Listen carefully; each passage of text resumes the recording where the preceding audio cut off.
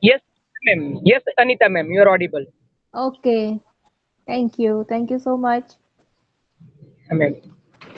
Very good evening to all the participants. Very warm welcome on the floor of GAP. And today is the fourth day of our online 12th online short-term FDP on Happy You in 2021 Wellness and Wisdom in post-pandemic world, organized by GAP and as in association with Department of Psychology, Gujarat University Ahmedabad, Gokul Global University, Gujarat, Lakulish Yoga University, Gujarat, Nalanda Nritya Kala Mahavidyalaya, Mumbai, BM Institute of Mental Health, Ahmedabad, and Samarpan Arts and Commerce College, Gandhinagar. I welcome you all on the floor of GAP. Our today's first speaker is Dr. Priyanka Kakkar, ma'am, and I would like to introduce her. She is a senior assistant professor at an Institute of Behavioral Science of Gujarat Forensic Science University, Gandhinagar. Since 2013, she is teaching and carrying out research in neuropsychology and forensic psychology. Currently, her ongoing ICSSR funded research project is on developing a neurosignature system based profile of victims of domestic violence.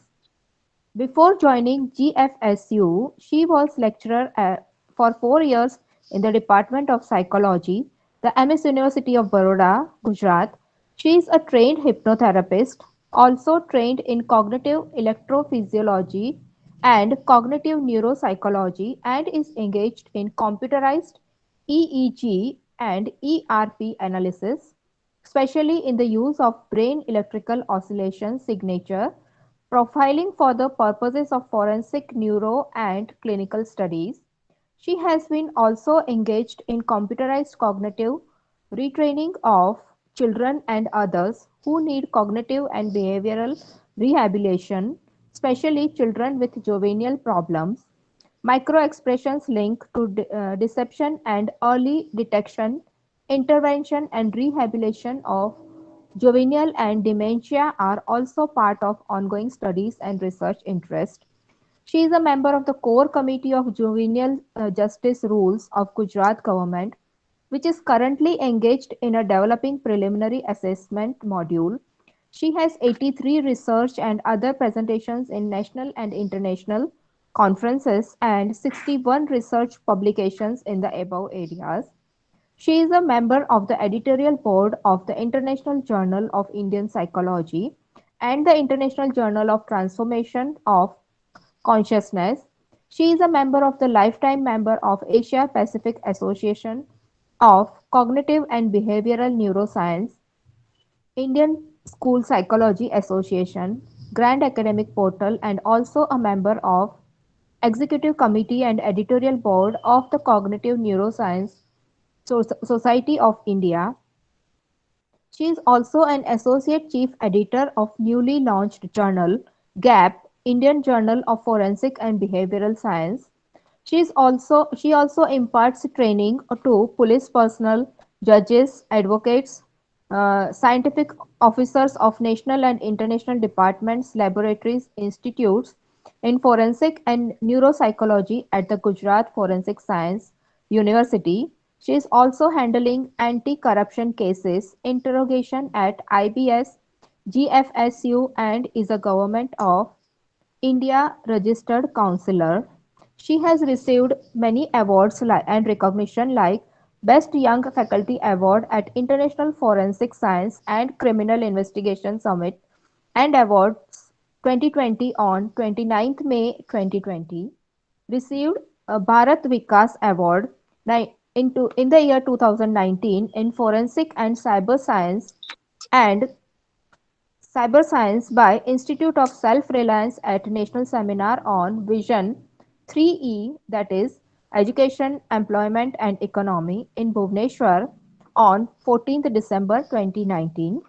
She was also awarded the Best Paper Award on Traumatic Experiences and its Effect on Neural Networking in Women using brain electrical oscillation signature profiling in First National Psychological Trauma Conclave 2018 on psychological trauma, child protection and mental illness, directions in training, research and service provision held from 27 to 28 March 2018 at All India Institute of Medical Sciences, New Delhi. She also received Best Paper Award on Experimenting Knowledge of Positive and Negative Experiences on Remembrance of Neural Person using Neurosignature System, selected for NAOP Best Paper Award in 27th Annual Conference of National Academy of Psychology, organized by Department of Humanities and Social Sciences, Indian Institute of Technology, Kharagpur, in collaboration with National Academy of Psychology, India, from in the year 2017, and she also received EETCRS Academic Achievement Award 2017 by Honorable Mention Certificate on 10th April 2017 at Fern Hotel, Mumbai. We welcome you, ma'am, on the floor of GAP. And today, her topic for discussion is self hypnosis for self reformation. Yes, self hypnosis for self reformation. Thank you so much, ma'am. You are welcome. And the floor is all yours. Thank you, ma'am. Good evening, everyone. We'll go straight forward with the session that is self-hypnosis for self-reformation. Please allow me to share my screen. Shivam, please do the favor. Shivam, please allow ma'am to share the screen. Ma'am, she can share by her own. Okay, fine, fine. Okay, thank you.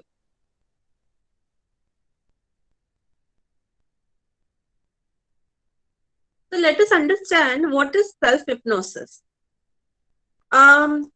We all have a lot of misconceptions about hypnosis, whether it is a scientific method, is it a hocus pocus technique, or is it really genuinely working, and whether there is any difference between hypnosis and meditation. So let us see that hypnosis is actually accepted by American Psychological Association in 2006, and which has given its own definition, which says that it is a procedure which involves cognitive processes, especially imagination, in which a subject is guided by a hypnotist. Now, a subject can be guided by a hypnotist, or if a person is well trained, then self-hypnosis can also be done.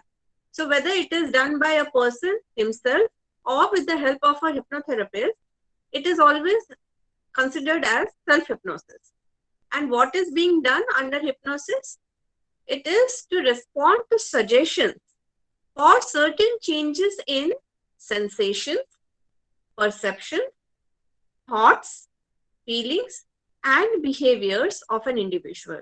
So whatever problem we are facing, that is because of either there is some pain because of sensation, we are unable to perceive things in a proper positive manner, so that is problem with our perception.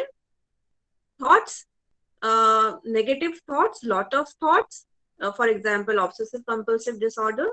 Feelings, negative feelings towards somebody, negative emotions, always feeling depressed, sad, or euphoric, and behaviors which are shown in terms of actions. So all these things can be guided and changed with the help of a hypnotherapist, which involves all the cognitive processes.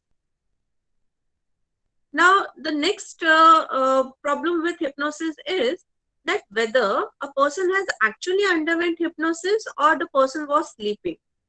So, few researches were done which shows that there is no similarity between hypnosis and sleep. Those who have underwent hypnotic trance, they usually come out and say that they were fallen asleep and they were sleeping. They don't know what has happened with them. And after coming out of hypnotic trance, they say that I was fallen asleep and now I am awakened. but the person who has actually fallen asleep has different EEG parameter, different brain activation as compared to who has underwent hypnosis. And another research work has said that there is an alteration between conscious mind and the subconscious mind. Now, the present state of all of us is in conscious state, where we are aware about the surroundings with which we are surrounded, what is happening around us. You are listening to this lecture and you are in a very full conscious state. But in hypnosis, it is an altered state where the person leaves the conscious state and the person is not in unconscious state also. There is a stage between consciousness and unconsciousness, which is known as subconscious state. Hypnosis take the person into a subconscious state, and all the executive functions can be transformed, can be changed, can be manipulated, and can be trained under that subconscious altered state of mind. So what does hypnosis is all about? Can everyone go into hypnosis, or there is only few people who can get hypnotized, or is it a weak-minded people who can get hypnotized, or what does it feel like when a person undergo hypnosis? So you will be surprised to know that though it is an altered state of conscious mind and it is not sleep, but all of us has experienced hypnosis in our day-to-day life. Now, those who are frequent drivers, those who love long drives, they experience highway hypnosis. So when you are driving, you are into imagination that you are daydreaming or you are thinking about something, and with that you are driving faster and in a very focused mind without accident. Accident happens when you fall asleep and there is a loss of attention and focus. Otherwise, when you are driving smoothly without any problem, that is highway hypnosis. While reading books or while watching movies, whether it is emotional or horror movie, that time also you are experiencing hypnosis. You are totally into trance and experiencing as if the things are happening with you while reading that book. Just imagine Harry Potter book, you are reading a Harry Potter book and you are flying with Harry Potter. You can visualize the dragons, you can visualize all the creatures written in that book. So that visualization is part of hypnosis.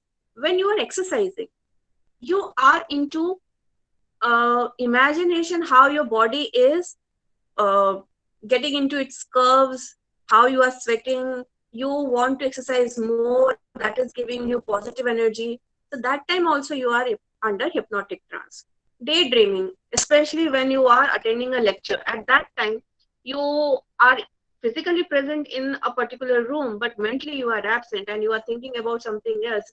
After going home, I have to do this, I have to cook this, I will cook in this manner, it has to be tasty because all the guests are coming. So that sort of daydreaming is also a type of hypnosis. When you are listening to music, you get into trance. You forget about your pain, you forget about what is happening around you. You are just into that music and enjoying a particular music. It could be classical music, rock, jazz, depending upon your choice. But then if you are listening to music and you are deeply involved in that music, that is again hypnotic trance. Falling in love. If you are in love with someone, you are unable to understand, look at the negative aspect of that individual. So that love is also hypnotic trance. So in a way, we all have experienced hypnotic trance in our day-to-day life. And when we are going under hypnotic trance, we are giving suggestions to oneself, either by giving it through ourselves or with a medium who is known as a hypnotist. But hypnosis is always a self-hypnosis, even if you are using a medium to get hypnotized. Suppose you are undergoing hypnotic trance with the help of a hypnotherapist. Whatever the hypnotherapist is giving suggestion to you, your brain is actually repeating all those suggestions.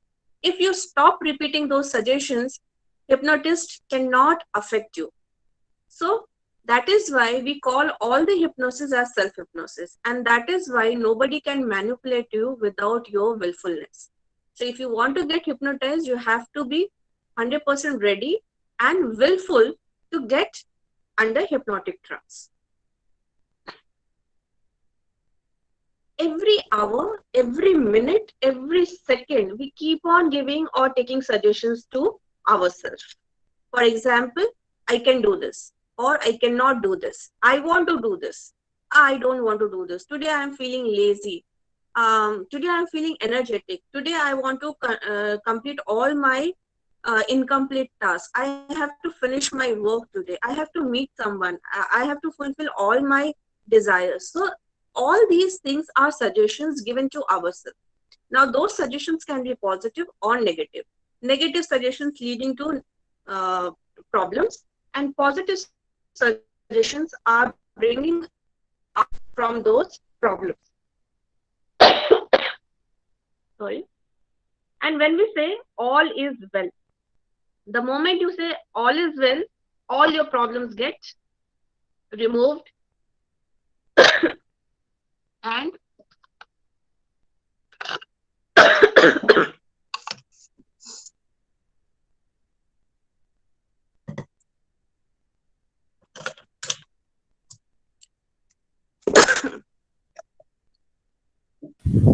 Please take a little pause, ma'am. yeah, I had water. Thank you, ma'am. Yeah, So please all take is your time, well. ma'am. No problem. Yes, thank you.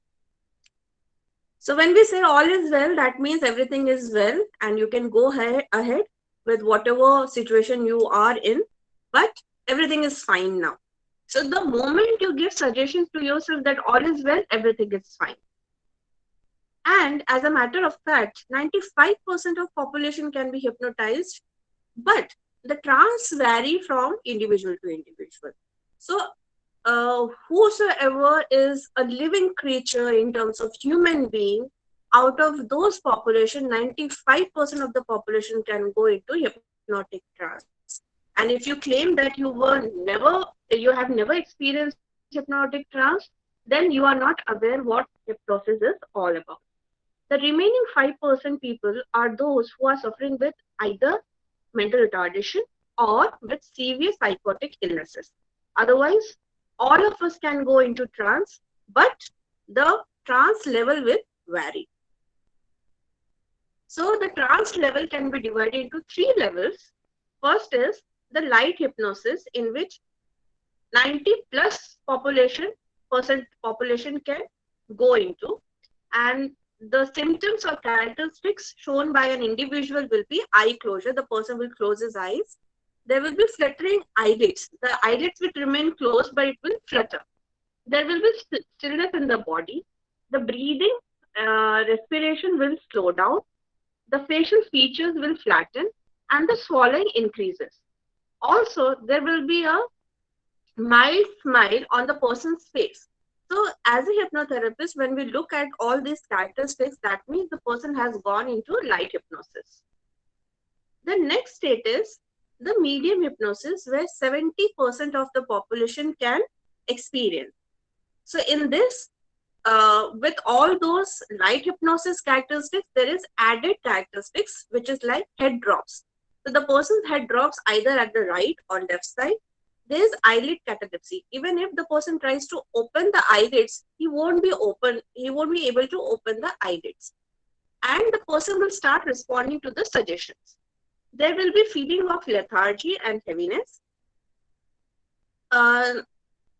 Even the dentistry and dressings can be done under medium hypnosis, and there will be an ideomotor response. So when you will ask for movement of fingers in terms of responding as yes or no, the person can respond under trance whether he or she is following you or not. And especially in medium hypnosis, the person will have a feeling that he is under mild trance. So the person will have a feeling that he is not conscious and he is not sleeping also. And the third state is the deep hypnosis, where of population can go, and even the deeper hypnosis is somnambulism, where only 5% of population can go and experience the deepest hypnosis. Now, this is the state where the person can bring out amnesia. Suppose there is any traumatic experience the person has experienced in his past, and he want to forget that experience. For example, sexual abuse or some accident or any painful event, then that event can be forgotten under deep hypnosis. So for PTSD, we do hypnosis and try to take the person into deep hypnotic trance so that the person can forget all those painful experiences. Anesthesia.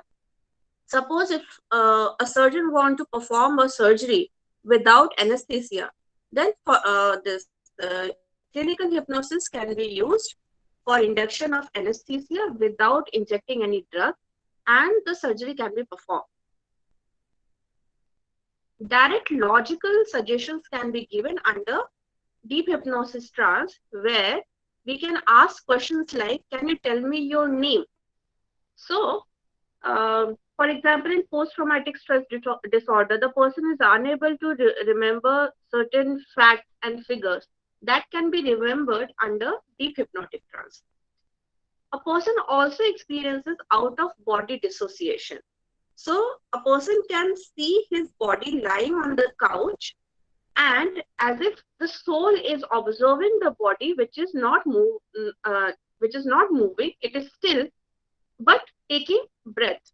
And the person is going away from the body, finishes his job, and come back and rest into the physical body. We can also induce hallucinations during deep hypnosis, hallucinations which are good in nature, positive hallucinations, where the person can smell good fragrances, where the person can touch people, where a person can have all the sensory hallucinations, which can have a positive effect on the individual. And trance with open eyes can also happen under deep hypnosis, which is part of somnambulism, where the person can start walking from the couch where he was lying, and due to somnambulism, the person will start walking as if the person is fully awake with the eyes open, but the person won't be able to talk. He is not in a conscious state, and he will look like a zombie. So that's the difference between a conscious state and the trance state body language.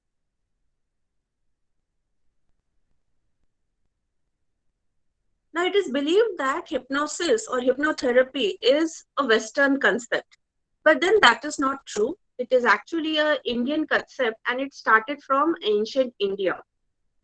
The term hypnosis was first used in 1841 by an English physician, James Braid, but hypnosis was known in ancient India, and it is still scripted in Vedas, which are the most ancient texts in Indian tradition.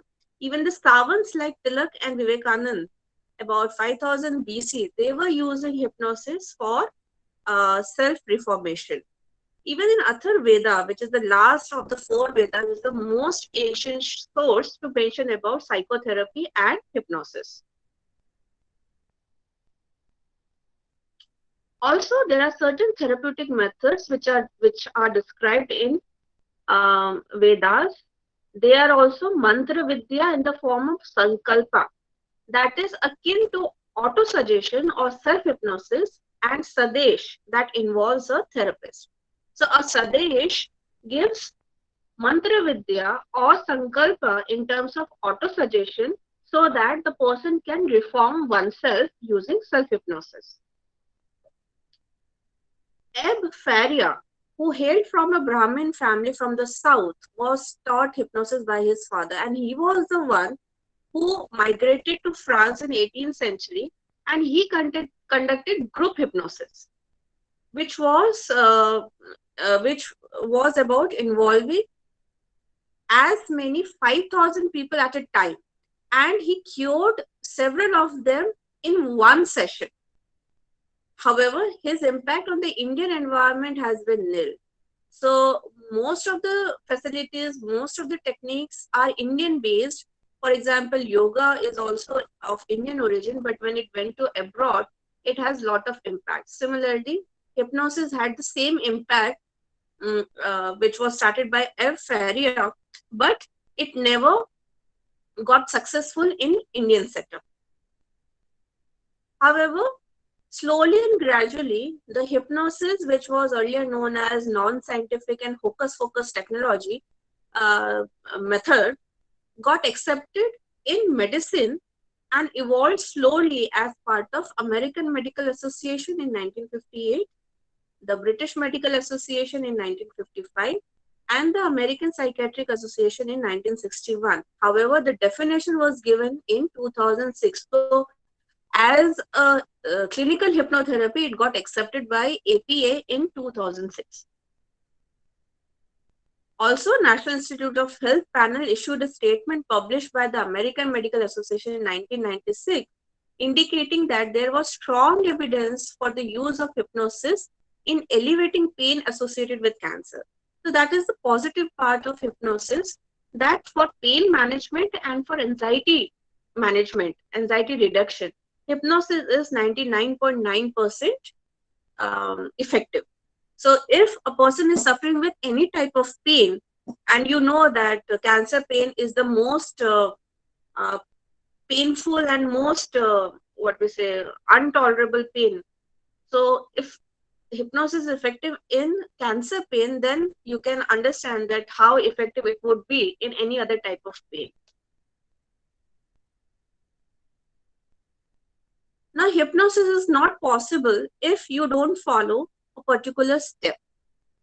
However, there are 12 different steps, but people sometimes use 6 steps or 5 steps. But if you go in detail, then if you go to a trained hypnotherapist, then there are 12 different steps. I will be talking about only 5 steps. So step 1 is about introduction. So if a person is coming with some sort of problem, if it is psychological or social problem, physiological problem, we take case history. And with that, rapport formation is important. And with rapport formation, we try to remove all the misconceptions related to hypnosis. So most of the common misconceptions related to hypnosis is loss of consciousness. The person who will go into hypnotic trance will lose consciousness and he will never come back. That is not true. Though it is similar like sleeping, so when you fall asleep, you can come out whenever you want to. Similarly, when you go into forensic, I'm obsessed with the term forensic. When you go into hypnotic trance, you will lose the awareness about the conscious state. You will go into subconscious state, but that is like whenever you want to come back from the hypnotic trance, you can. So it's up to you for how much and for how long you want to be under trance. Surrender of will. That is also a big misconception. There is nothing like surrender of will. If you want, only then you can go into hypnotic trance. Otherwise, you cannot. And when you are into hypnotic trance, nobody can take advantage of your body, or nothing can be done against your will. For example, if somebody asks you that go and murder someone, this is the weapon, you cannot do that if you are not willing to perform that act. Only weak-minded people can go into hypnotic trance. That is also not true. In fact, people who are more focused, people who are strong-minded can go into better hypnotic trance as compared to weak-minded people. So as I said, the 5% population which are mentally retarded or who are suffering with severe psychotic disorder cannot go into hypnotic trance. So in a way, they have weak mind. So for going into hypnotic trance, you have to have strong willpower. Revelation of secrets. It is believed that you will reveal all your secrets which you are not revealing in your conscious state. That is again not true. If you don't want to reveal any secret, it cannot be revealed under hypnotic trance. Fear of being dehypnotized. Suppose if I don't get dehypnotized or if I don't come out of hypnosis, then what will happen? this never happens. Even if you go into deep hypnotic trance, after a while, when there is no suggestion, when there is no guided imagery, you can come out of hypnotic trance, even if it is a deep hypnotic trance, without any help. So you can come out on your own without any issue. And dominant personality is required to go into hypnotic trance? No. Dominant personality of a hypnotherapist is required to take a person into hypnotic trance? Incorrect. The person has to be very subtle, very friendly if a person is acting as a hypnotherapist. Goal setting is also important. Without setting goal, there is no point of doing hypnosis. So when we talk about self-hypnosis, you have to have a goal. Why you want to undergo self-hypnosis? You have to think about a goal, and then you have to achieve that goal in that particular session. Step 2 is induction. Now, induction can be done using various techniques. One of the most common technique is progressive muscular relaxation. Just follow my words and you will feel some sort of relaxation in your body. Concentrate on your legs. Concentrate on all the fingers of your legs. Waves of relaxation is coming from the fingers of your legs towards the upper part of your leg, and these waves of relaxation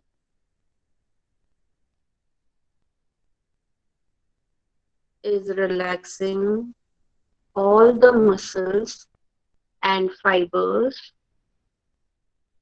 of your legs.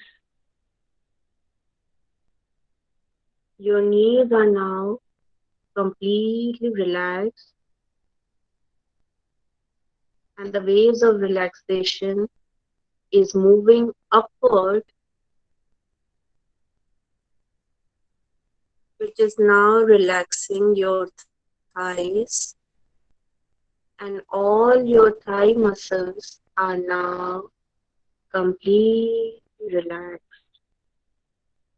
So this way, we relax each and every part of the body, right from the legs to stomach, chest, back, neck, face, eyes, hairs, scalp, and lastly, the brain.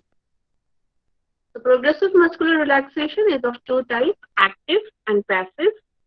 The statement that I have given just now is about passive PMR. Active PMR is clenching off each and every part of the body muscle and then relaxing. So clench your feet tight and then slowly and gradually relax your palm. So that way, each and every part, each and every muscle of your body will get relaxed. So that is a type of induction technique. Another technique is eye fixation. A pendulum is moving in front of you. Just fixate your eye to the movement of the pendulum. And as you are focusing on the pendulum, your eyes are getting heavier and heavier. And as your eyes are getting heavier, you want to close your eyes and listen to the lecture to feel more relaxed and receive the positivity in your body and mind. Another technique is television technique, where there is no television kept in front of you, but then you have to, after closing your eyes, you have to imagine that a television is kept and you can switch on any channel, whichever is your favorite channel, and you are watching your favorite serial or movie. And in that movie, you are the hero or heroine. And everything is positive happening with you in that movie, which is boosting your ego, ego, not in terms of the Freud's ego, but Indian ego. It's not aham, but then the ego strengthening, which will give you a motivation from within. Breath watching is another technique where you can watch your breath, how you are inhaling and exhaling air. As you are inhaling air, all the positivity from the outside environment is going inside your body, and as you are exhaling, all the negativity and warm air, which is impure, is coming out. So this exchange of positivity and negativity will boost your immune system, and you will feel positive about your state of mind. One more interesting induction technique is magnetic fingers. Here you can see that the lady is trying to focus on her two fingers, and as she is focusing more and more, her fingers are becoming magnetic in nature and it is attracting towards each other. And the moment she will be able to join her fingers, at that moment she will fall into hypnotic trance. That is another technique. Then there are many other techniques like confusion technique, point technique, hot cold water technique, Tyson's technique, guided imagery technique, where you are taken into a forest and you are reading a book. That book is related to your life story and you are reading it, but all the negative events are getting converted into positive events and you are reading it and you are feeling happy about it. So such suggestions are given. Hand levitation is also one of the interesting techniques where the person is levitating one's hand, and then the moment the hand drops, the person gets into hypnotic trance. Staircase technique is also one of the effective techniques.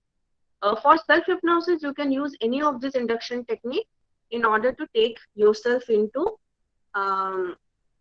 hypnotic trance and deepen the trance. So as I said, you can go into 3 levels, level 1, 2, and 3. For deepening, for going into 3rd level, you can use any of these techniques, which is theater technique, staircase technique. As you are going downstairs, you are going into deeper state of trance. And last and the most effective technique is past life regression technique. If there is some issue which is not related to this life, you can go into past life and try to resolve it by understanding what has happened in your past. But for past life regression technique, you will require a trained hypnotherapist who is trained in taking a person into past life. Try not to perform past life regression therapy on your own. Other techniques you can use for self-hypnosis, but not past life regression technique. And then the post-hypnotic suggestions are given that whatever you have experienced, the positive things, it will remain with you throughout your life, and the negative experiences are being deleted from your mind, which you will not experience now onwards. And lastly, termination of trance is done.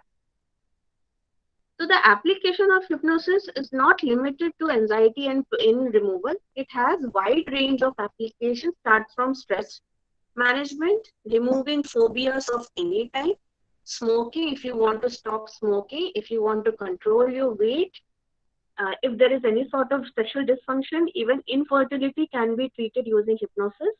Obsessive compulsive disorders can be treated using hypnosis. Sports motivation, you want to improve concentration and memory for studies, you can use self-hypnosis. If you want to improve your motivation and self-confidence for interviews, examinations, you can use self-hypnosis. Any type of psychological tremors can be managed through hypnosis.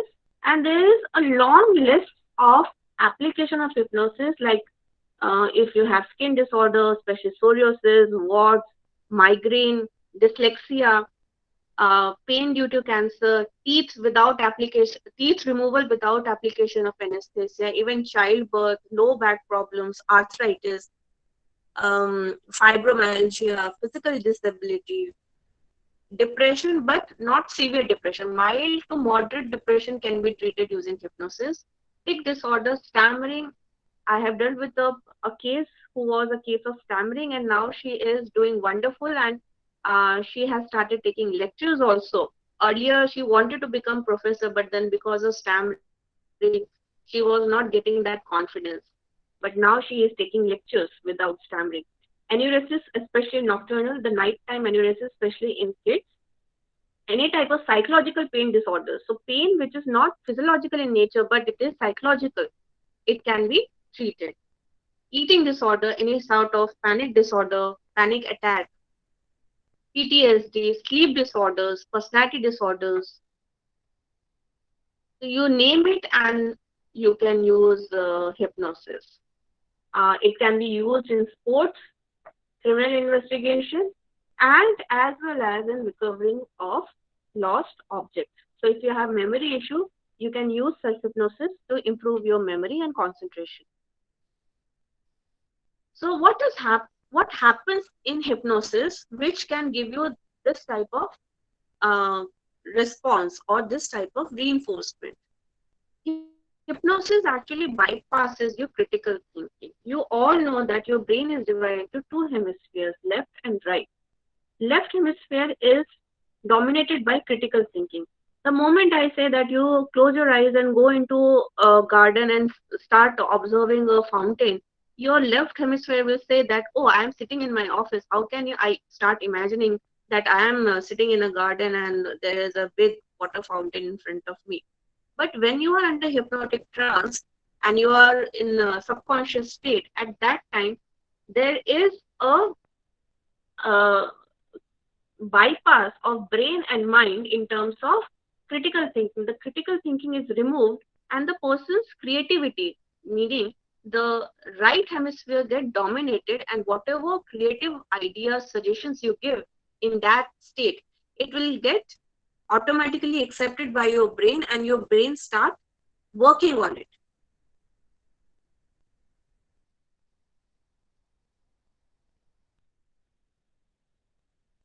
So suppose if you want to deal with your pain, so the pain site of injury is your leg, but then your entire body part is associated with it, the pain, and especially your brain. In your brain, the anterior cingulate cortex give you suggestions that there is a pain, there is a site of injury, and because of which you are under pain, you are uncomfortable, and you want to get rid of that.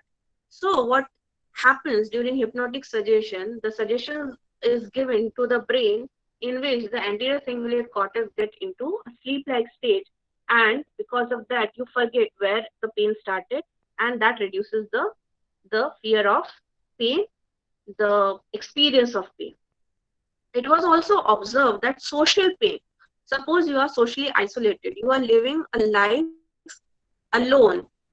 In that case also, the anterior cingulate cortex has higher activation, which is equivalent to a physical pain. So there is no pain in the body, but you will feel that there is some pain in the body, though there is no physical site. So that social pain, because of loneliness, because of depression, you will feel a pain, and that pain is governed by your anterior cingulate cortex. About stress, stress is governed by your central nervous system, and in that there is a HPA system, which is hypothalamus pituitary adrenal system.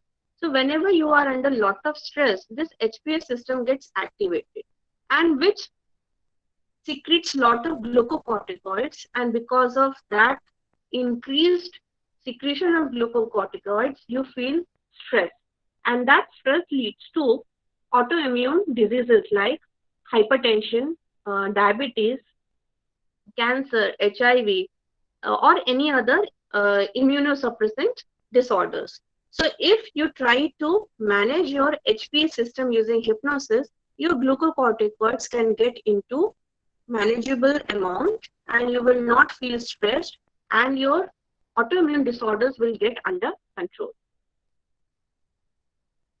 So now the question is, which is our today's session's goal also, how to use self-hypnosis for self-transformation. So there are different steps. The first thing is you want to be hypnotized or not. So first you need to prepare yourself that you want to be hypnotized. Don't be overly skeptical. If you are skeptical about hypnosis, then you will not be able to go into hypnotic trance. Don't be frightened of being hypnotized. Don't get frightened. There is no fear. There is no negative effect of hypnosis. If you are unable to go into hypnotic trance, fine. It will be like you are in conscious state and you will remain in conscious state. And if you go into hypnotic trance, you will feel relaxed. If nothing else is achieved, relaxation will be achieved. Not overanalyze the processes involved. There are different various processes. Am I going into trance? What is happening around me? Don't go into such type of overanalysis what is happening with you when you are under a hypnotic procedure. You also need to think about why you are going to use self-hypnosis. So as I said, there has to be a goal. So set up your goal. Is it only for relaxation? It is for personality development. It is for anxiety removal. It is for pain management. So what is your goal? You want to improve your concentration, memory, and what messages you want to give to yourself. So write down what are the messages you would like to give. You want to motivate yourself. You want to improve your memory. So as you are relaxing more, your memory power is improving. What ideas you wish to plant into your subconsciousness? So if you have a fear or phobia of lizards, so the idea that you wish to plant into your subconscious mind will be, whenever I look at the lizard will look funny to me, and since it is funnier, it is I cannot be afraid of a funny animal, and it is okay if I look at lizard. Lizard cannot eat me up. It is not a dragon. So these are the suggestions which you can plant in your subconscious mind.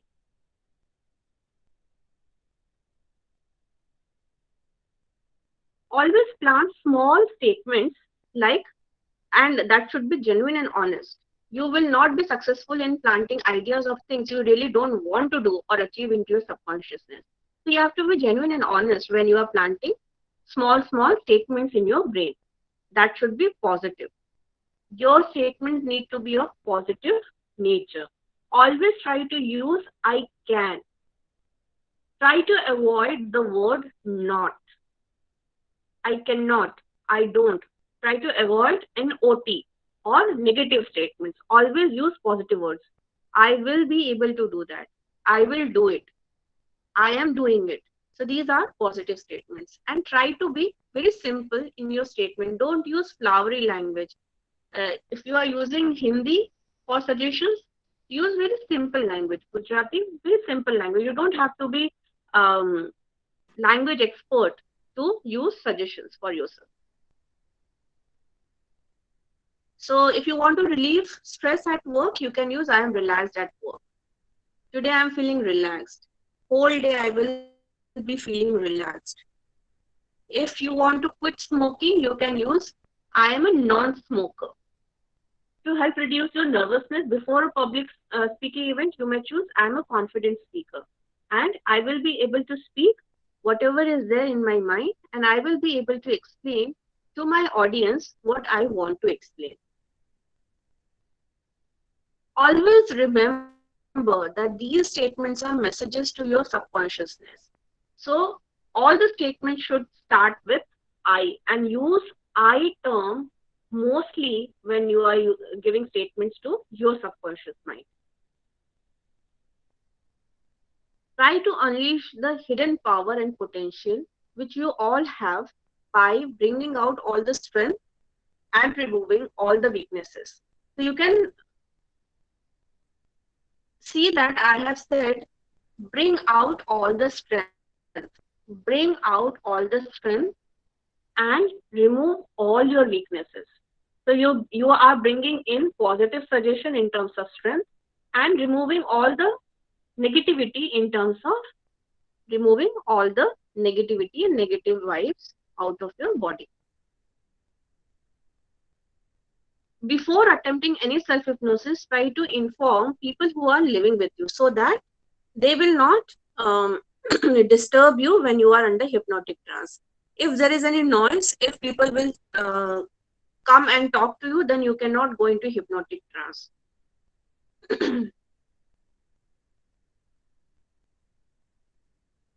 So it is important that people around you should know that you are going into hypnotic trance, because you will become less aware of your immediate surroundings, like when you sleep. So if there was an emergency, then somebody nearby will be able to wake you. So though you are not sleeping, you are into hypnotic trance, but if somebody need your help, they can come and tell you that there is an emergency and they need you. And to start the process, you need to feel physically relaxed and comfortable. So you should feel that nobody will come and disturb you. And with that, you can proceed ahead with your self-hypnosis process. How to start with? Try to find an object that you can focus your vision and attention on. It could be any point on the ceiling. It could be any object which is above your normal vision level. Clear your mind of all thoughts and just focus on your object. Problem with the brain is, the moment you try to focus on an object, all the thoughts related to all the negativity and problems of your life will start coming to your mind.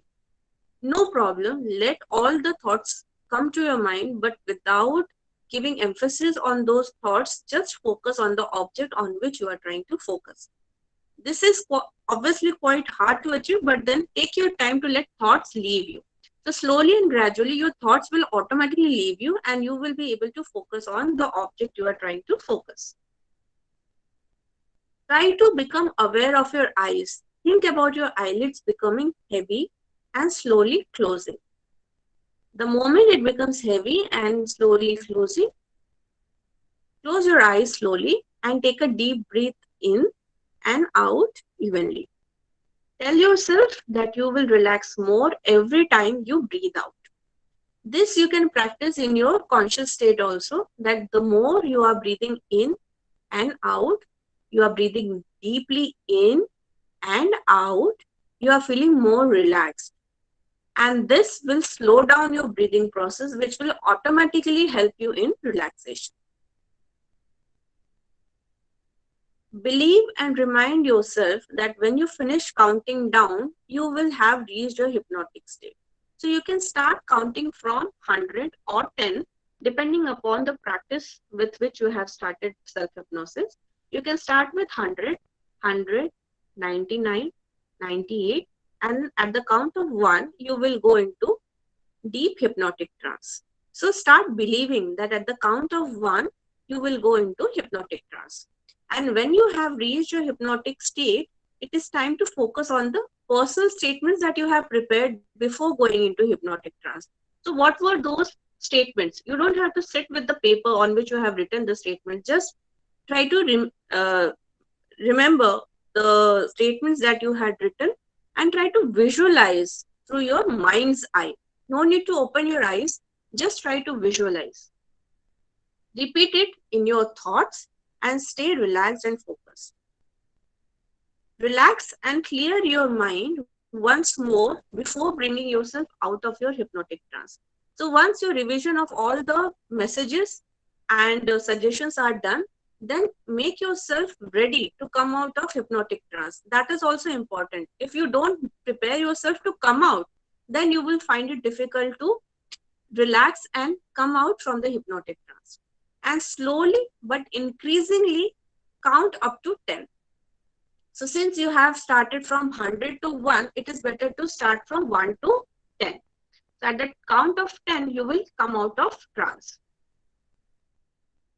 And later use some positive messages between each number as you count. So when you count 1, you can remember or you can repeat a positive message. I will feel happy. 2. I will feel more focused. 3. My memory has improved. 4. I am feeling relaxed and I will always feel relaxed. So for each count, you can repeat each suggestion that you have given in your hypnotic trance. And when you reach 10, you will feel fully awake and revived. Slowly let your conscious mind catch up with the events of the day and continue feeling refreshed. So you can have a cup of coffee or tea and then you can join your daily course. Always remember, the more you practice and repeat the self-hypnosis routine, the more successful it will become. So by one session, if you expect that in one session I will transform my personality and I will become a different person, it is not possible. You have to practice. Maybe in first session you won't be able to go into hypnotic trance. You might be able to come from 100 to 50, and then you will feel that I'm struggling to get into a relaxed state. No problem. You stop the session there and give yourself a suggestion that I will try to do it a little later, and then you try to perform hypnosis little later. Always remember that hypnotherapy does work for a lot of people and it will work for you also. It is dependent upon the power, how much power you put in to believe in yourself and the belief that you have that you can go into hypnotic trance. So with this, the suggestion is 2021 year will be full of calmness and peace for all of us. Questions are most welcome, and you can write to me on this email ID if you have any query, or if you want to prepare any script for self-hypnosis. This is just a small brief discussion about hypnosis and self-hypnosis. We can discuss about how to prepare script, what sort of suggestions can be given for a particular problem. So these things can be discussed, which is not possible in 1 hour session. Questions are welcome. Thank you Thank so you, much, Dr. ma'am. Priyanka, ma'am. Anita, ma'am, may I ask Yes, something? Yeah, sure, definitely. Go ahead, ma'am.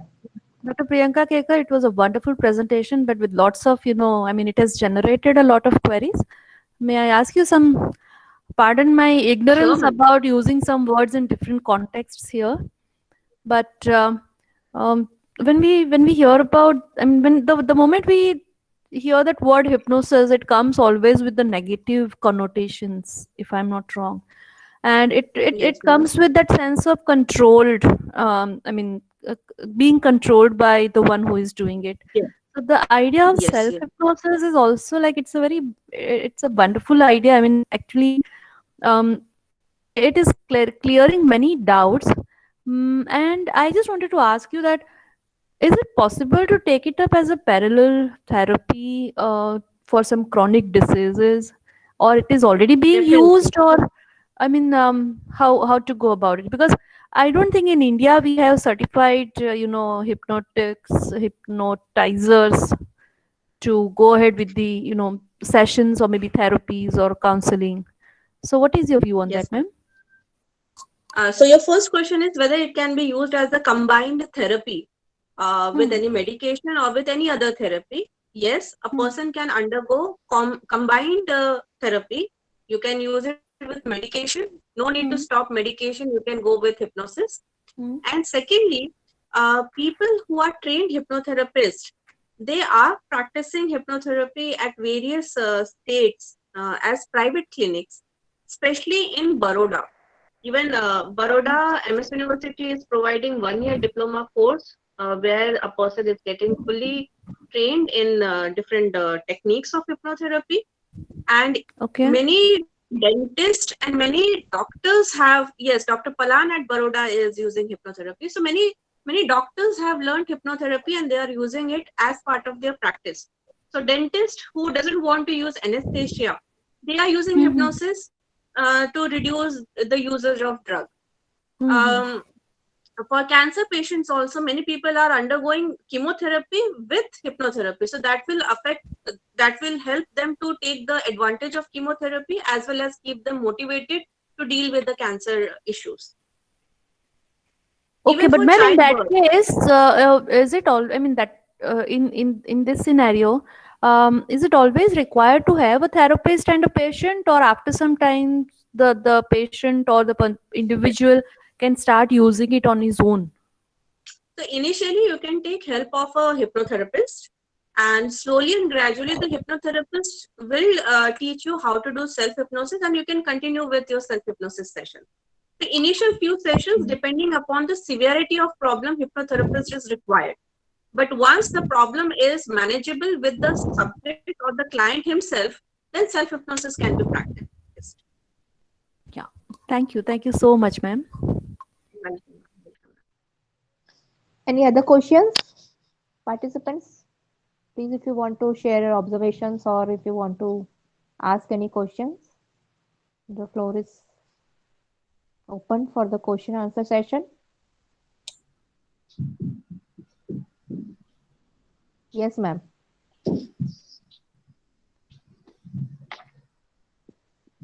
There is a question from Mohammad Bashir. Is Yes, there any sir. training for students to get the knowledge and skills? How long it will take for someone to be professional? To become a professional, it takes practice. So if you are doing a PG diploma course from MS University Baroda, which is 1 year course, so in 1 year you can get proper training. But with that, you must have your personal interest to learn it as early as possible by following all the techniques. And you have to go for the useful technique and the easier technique for you. Everyone cannot use all the techniques. So you have to find your skill to master any one or combination of techniques. So it also depends upon the interest of an individual to cut short the training period.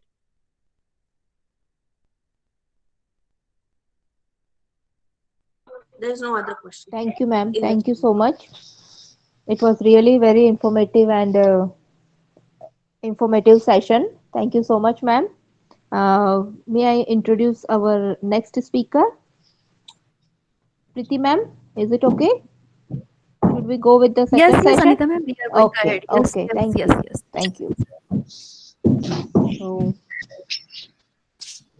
our second speaker for the day is Dr. Kamyani Mathur ma'am. She has done MA and she is a gold medalist and she has also done her PhD.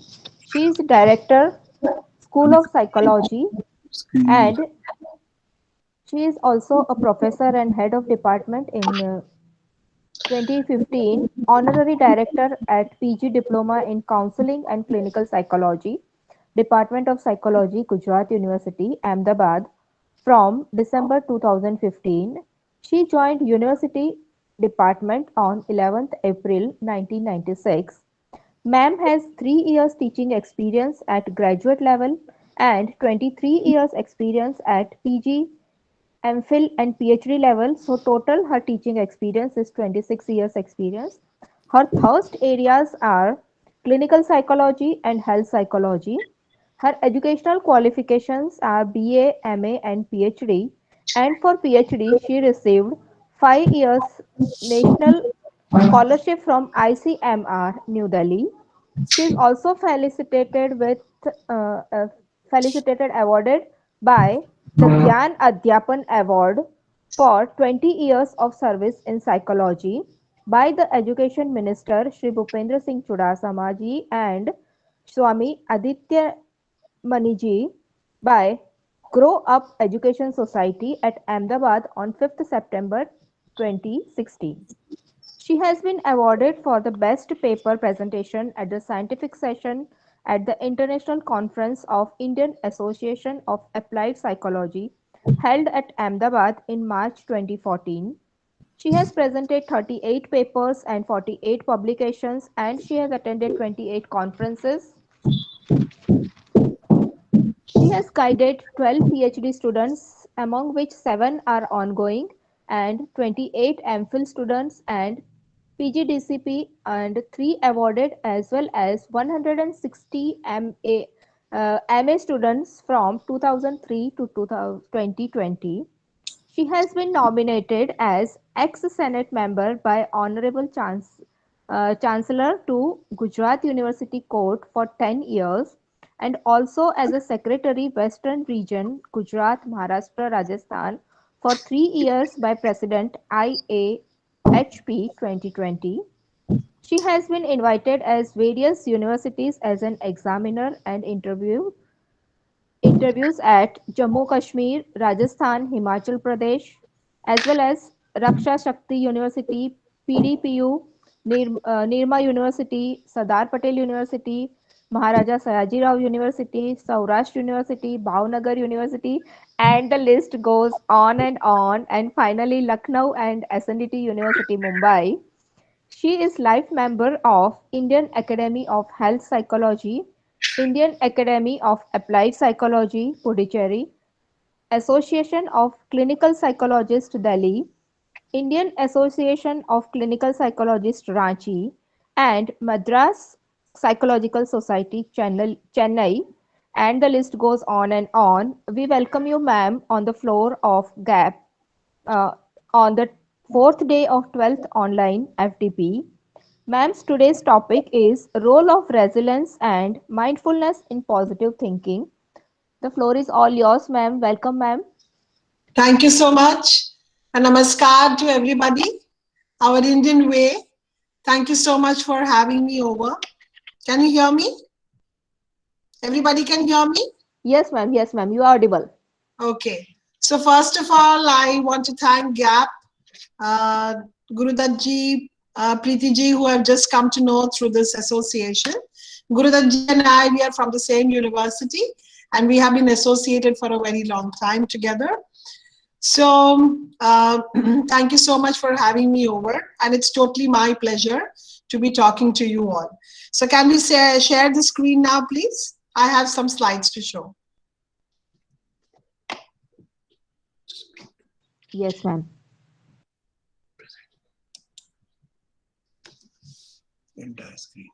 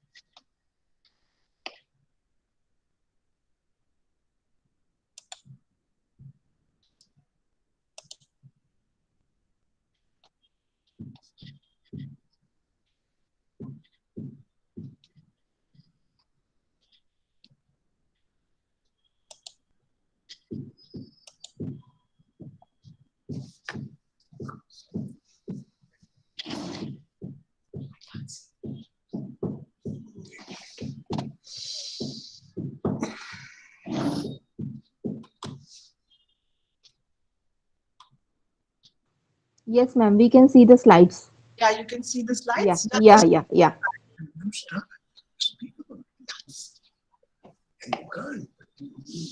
Okay, so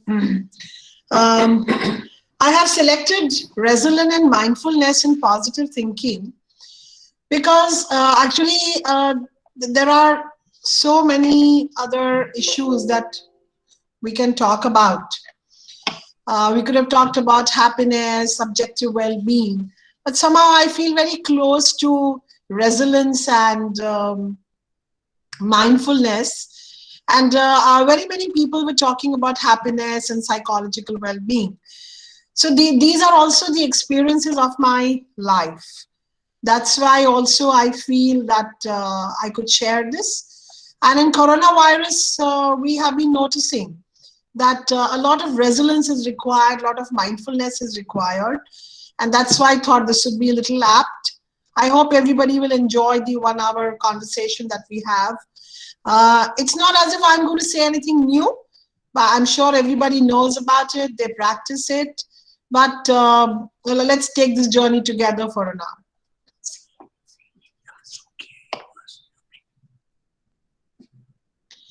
So I honestly think that happiness is being present and finding the joy in every moment. Happiness is not a destination, it's the way of life. So before we go on to understanding resilience and understanding mindfulness, how we can apply it in today's time, I would like to talk a little about positive psychology, a little about positivity in today's times. So we start each day with a grateful heart, finding the good in the bad, guard our body and mind today particularly, spread love and kindness to anybody, everybody. And the most important thing is to take care of yourself, because if you are okay, you will be able to help everybody else. So everybody knows what is positive psychology. It's very self-suggesting.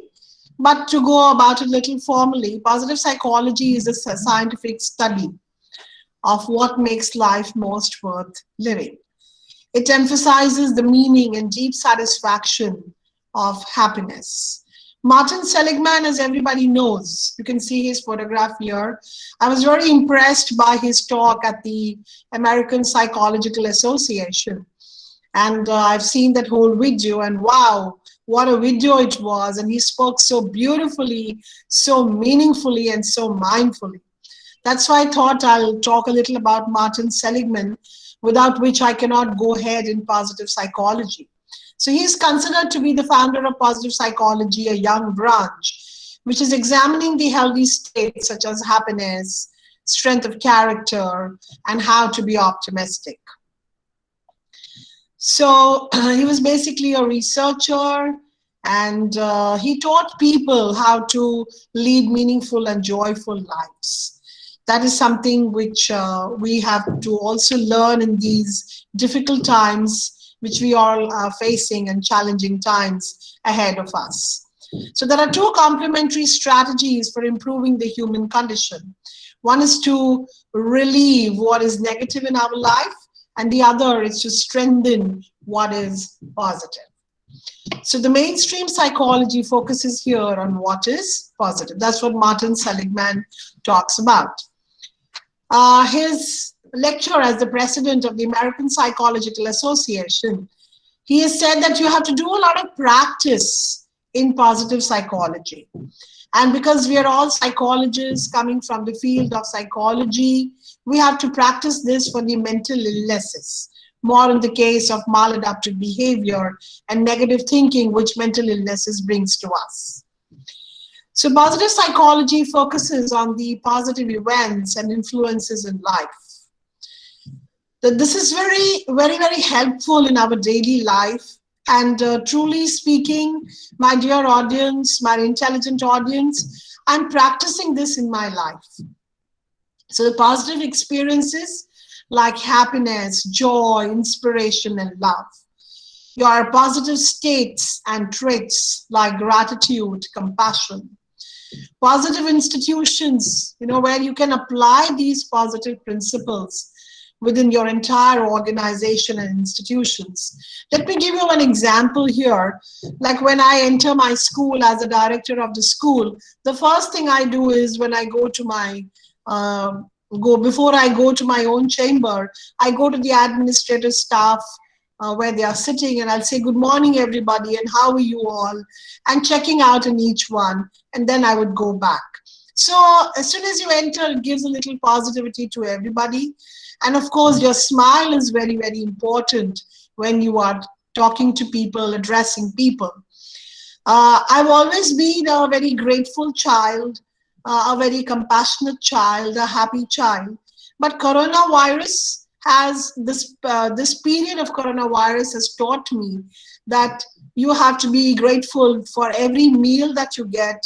You have to be grateful, and compassion you must develop for different kinds of problems that other people are developing, and hence you are able to help people, and you should be grateful for what you have in life. So this is what I practice myself. I cannot go ahead without talking about happiness, because this is the main theme of what we are speaking about today. So happiness is something which is relating to your emotions, physique, to your mental health, to your well-being. And sometimes you meet people who are vibrating with happiness, and they are really, they're always smiling in spite of their problems. It makes life more purposeful. It makes life more meaningful. And true happiness leads you to a lot of satisfaction in life. And it is very different from the kind of fun that you get in your daily life. But I'm talking about true happiness, which you feel internally, which you feel from inside. So The next slide says that happiness is actually very subjective. Though we are talking about psychology and its concepts, I would definitely say that happiness is also very subjective in nature, because something that gives me happiness or something that makes me happy, now listening to my favorite piece of music today would give me a lot of happiness. But same may not be the case for somebody else. Something else could make that person happy. Or maybe something does not make that person happy at all because he's got a huge problem and he doesn't know how to come out of it. But happiness amongst everything will help you to come out of lots of problems, and it makes a person feel fulfilled, satisfied, and it adds to your well-being. Now, coming to my two basic concepts, and one is resilience and the other being mindfulness. So when I am talking to you, what do I really mean? That how can you be resilient in today's time?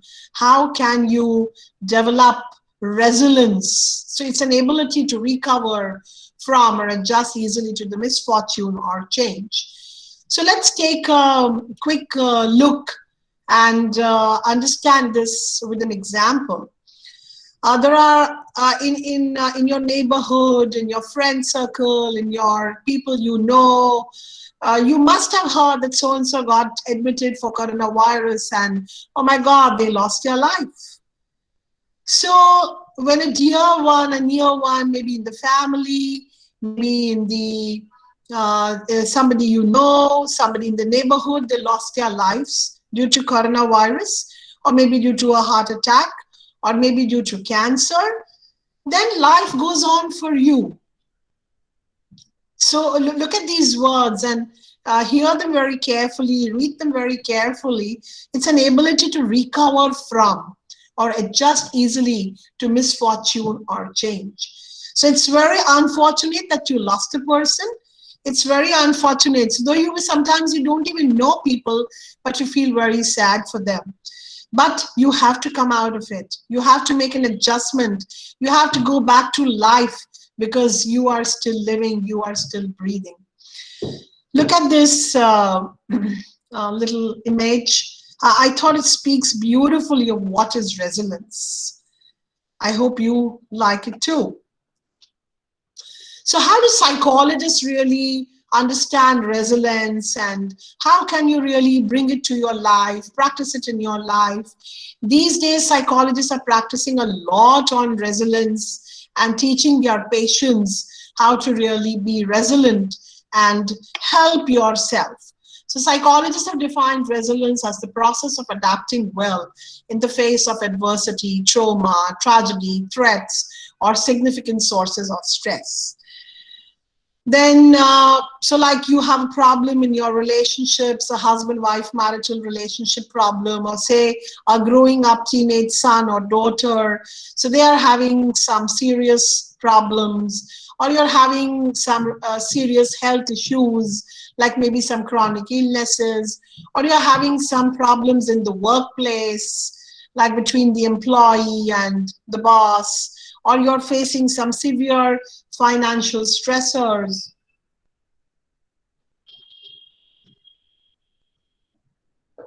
Like in today's times, you notice the newspapers are telling you, the news channels are telling you, a lot of people have lost their jobs. They're finding it very difficult. The entire family has to live on one single income, and so on. So resilience will help you go through these problems in a much better way. Being resilient doesn't mean, now please understand this, that being resilient doesn't mean that a person won't experience difficulty or stress. The kind of problems that you will face at the workplace or through your chronic illness or through your relationships are going to be there. But being resilient will help you to come out of them more easily without leaving the traces of stress or distressing you, and you'll come out to be a much happier person to go through the next problem which is posted for you. So this is what we are trying to say here. So focusing on the four core components, that is connection, wellness, healthy thinking, and meaning. Going further into understanding resilience more deeply, that we deal with change or loss in a very inevitable part of life. Life itself means a lot of difficulties, experiences a lot of problems in your life, and there are lots of losses in your life, lots of changes in your life from childhood to adolescence to your adulthood to your middle age to your old age. So some of these challenges might be small, minor, little, but there are some which are very, very disastrous, really huge, which you might remember all your life. For example, experiencing hurricanes, tornadoes, terrorist attacks, etc. So how we deal with these problems can play a very significant role. How are you going to come out of these problems so that it does not have long-term psychological consequences? That is what resilience will teach you. So have you ever wondered why some people seem to remain calm in the face of disaster? I'll share a personal example with you, that when we were all experiencing the earthquake so many years back, I noticed that my own husband, he was like, putting us all together, and that disaster by which everybody was screaming and shouting, but he was very, very calm because he knew that he has to take care of all of us. People that can keep their cool, like, sometimes you are very, very angry with somebody, but you are able to keep your cool and not fight with the person, not be angry with the person. Like, you notice a lot of road rage these days. So when the other person is in a big mood to fight and be angry with you, but you are not, you are cool. So you are resilient and you help the other person. You transfer something from your ability to understand the situation, and that other person also does not fight with you or is not as angry as he would have been with you. Going further, these problems may include, these are some examples for you, like job loss, financial problems, chronic illnesses, natural disasters, medical emergencies, divorce, or death of a loved one. These are some huge problems which we have all learned in psychopathology, which, turn your life. They change your life, and sometimes they break you totally. You are a broken person. So like, let's take the example of a death of a loved one, a dear and near one, your brother, sister, husband, wife, mother, father. When you lose them, it is very, very difficult to come back to normalcy. But you have to. You're breathing, you're alive, and your life has to go on. I'll give you another example of a divorce, where the person who is has lived with the partner for, say, 20 years, 22 years, 25 years, they are now getting divorced. So it gets very difficult that, how am I? So only resilience will help you. Instead of falling into despair or hiding from problems with unhealthy coping strategies, resilience will help you to come out of these difficulties more easily. Again, I repeat myself that this does not mean that you will experience less distress, grief, or anxiety than other people, because you are human. It's going to hurt you. It's going to be difficult for you. But being resilient or developing resilience or learning to be resilient will help you to handle these problems much, much better. And I have to say this, that it will give you a better strength and growth, and you can be ready for the next occasion which might be posted for you. Look at this slide.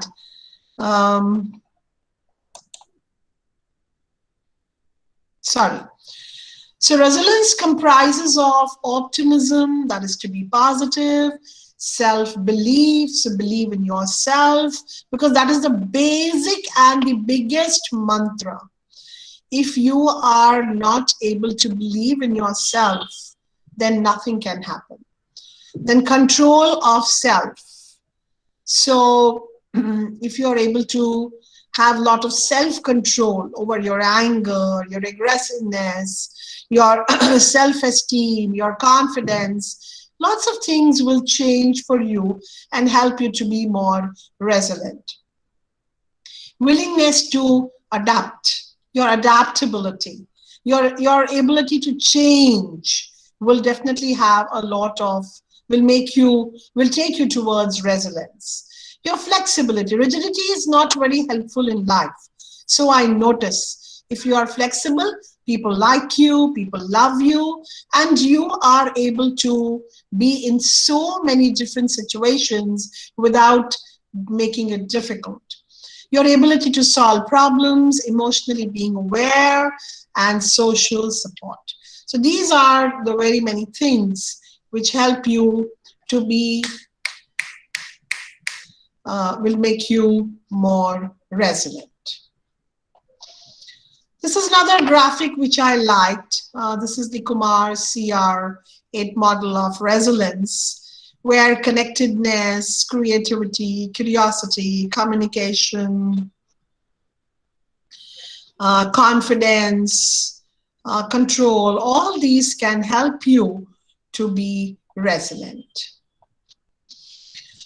So positivity improves resilience in a number of ways. Positive emotions, they help you to build up social, psychological, and physical resources over time. They can help you to develop the coping skills. And to be resilient today would help you to be resilient in future. If you alone are able to solve so many problems for yourself, you can also be helpful to your friends, family, and to your organization, to your team of people. There are many ways to build resilience so that it becomes your natural style. You allow yourself to express and feel your emotions, sometimes having a good cry. Like many of us feel that I should not cry in front of people. What are people going to think? But when you cry, you release your emotions. And that's why I use this word, emotional cleansing. Go for a walk, take an exercise, go help build energy. It'll help you a lot. Which are the factors that contribute to resilience? So holding positive views of themselves and their abilities, possessing the capacity to make realistic plans. Here I must make a comment and tell you that very often we make plans in our life. It could be your job, it could be your education, it could be your marriage, that you are not realistic. And when you are not able to understand that, this is beyond me, I'm not able to do it, that's when everything falls down. So we have to make realistic plans and we have to stick to them. Having an internal locus of control. So internally, you should be able to develop the resilience. You should decide that I am going to build up the resilience for myself. You should be a good communicator. Sometimes we are silent communicators. We are not able to communicate rightly, correctly from both the sides. So we feel we have communicated, but we don't. Viewing ourselves as fighters rather than victims. And having high emotional intelligence will help you to manage your emotions very effectively. I like this very much, so I thought we'll put it on the screen. 10 ways to boost resilience. 1. Take on a challenge. Life is a challenge in itself. Life is challenging today. I cannot even imagine that since March lockdown, we all have been facing the Corona challenge. But see, we are all here together. See, we are here on this platform and we are able to be together with each other. Why are we ashamed to ask for help and support? Why do we feel, no, if I ask for help, like it could be from the neighbor, it could be from the friend, it could be from your teacher. Why are we afraid to ask for help? I think somewhere you feel that supposing the person says no, then what? I'm talking from experience. So nothing wrong in knocking a door, nothing wrong in asking for help. Gratitude. I'm a convent student, so I'll share with you, when we used to study in the convent school, we were taught to be grateful to God from the meal that He has given, the lovely sleep that you have got, all the tangible things that you have with you, etc. So I have learned, and even my college I have done from a convent college, so there also we were taught to be grateful to God, grateful to parents, grateful to your teachers, grateful to nature, grateful to everything around you, your family, etc. You must take care of your own self. Very often in serving other people, serving your family, serving your organization, you forget to take care of your own self. So if you take care of yourself, you're stronger, you're physically fit, you are mentally fit, you'll be able to take care of others and you can be more resilient. Look how to learn something new. That will really help. Find purpose in what you have to do. So when you get up in the morning and you put your feet down from your bed, the first thing you realize is, what is the purpose of my life? What do I want to do in life? And what is it that I'm going to do today? Create space for everybody. Step outside from your comfort zone. A lot of people talk big. You know, when they're sitting in their air-conditioned offices, they're sitting at home, they talk big. But very often people need to say that, okay, you come out of your comfort zone and we'll tell you what life is all about. So you need to experience the true aspects of life. So you have to come out of your comfort zone. Solutions are not always there, but you have to find the solutions and not the excuses. And hope. You have to be hopeful in life. Be hopeful at the end of the day. Be hopeful generally. Keep talking to people you love and trust. Talk to a close friend, just one friend. One friend is more than enough. Talk to a friend, talk to your mother, talk to some neighbor that you have, talk to your teacher. I have so many students who come and talk about their problems to me, and it feels so good that yes, they are talking to me, and maybe they love me, maybe they trust me, and we can have a very honest conversation. Take some time off to recharge yourself. For example, go for a holiday with your family. A lot of people these days like to go alone for a holiday. All these electronic mobiles and computers and laptops, which we are constantly holding on to, I've written here, unplug from them and actually do it. So think of someone who is, think of a model, maybe a teacher you had who is more resilient, or so think of that person, that how did they do it, what did they do. Go within and connect with the higher power. If you believe in God, pray. If you believe in meditation, meditate. So when you go and connect with the higher power, there is some supreme power, then maybe it will help you. I think writing down your thoughts and feelings is a very, very good idea. It helps you to analyze a lot in life and do lots of things for you in life. Reconnect with others. Like, I'll share a personal example with you that now as we are growing older, somehow I am getting reconnected to all my old friends, my old cousins with whom I'd never actually We had never actually got connected, and that helps me to be more resilient than others. Be kind to yourself, have compassion. It's not possible to live up to people's expectations all the time. If you love music, then listen to the music, maybe religious, maybe bhajans, maybe loud music, modern music, instrumental music. If you like music, that really helps you to be resilient. When you are emotional, when there is a problem, take some deep breath. And when you take deep breaths, it has helped me.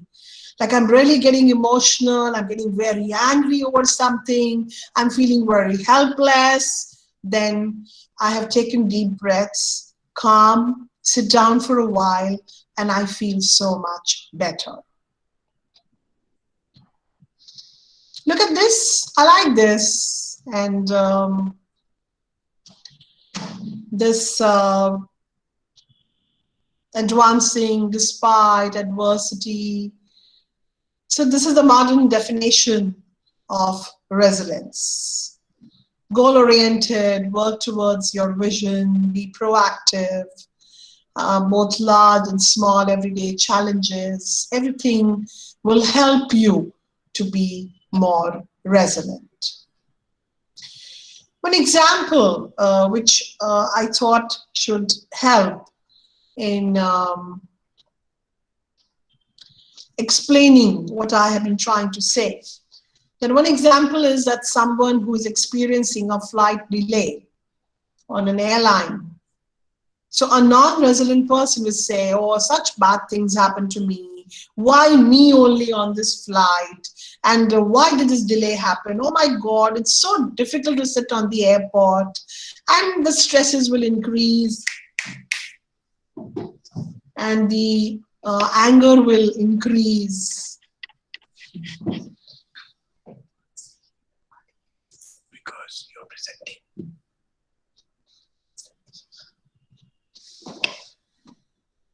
So their anger and stresses would be more, but a person whom we have been speaking about resilience.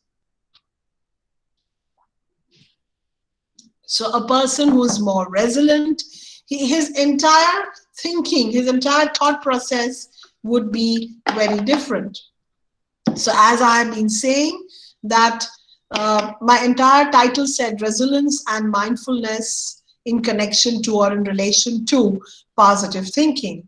So a person who is resilient, he'll be able to, not have negative thoughts. He'll have more positive thoughts. He'll be less anxious. He'll be less angry, and he'll be less stressful.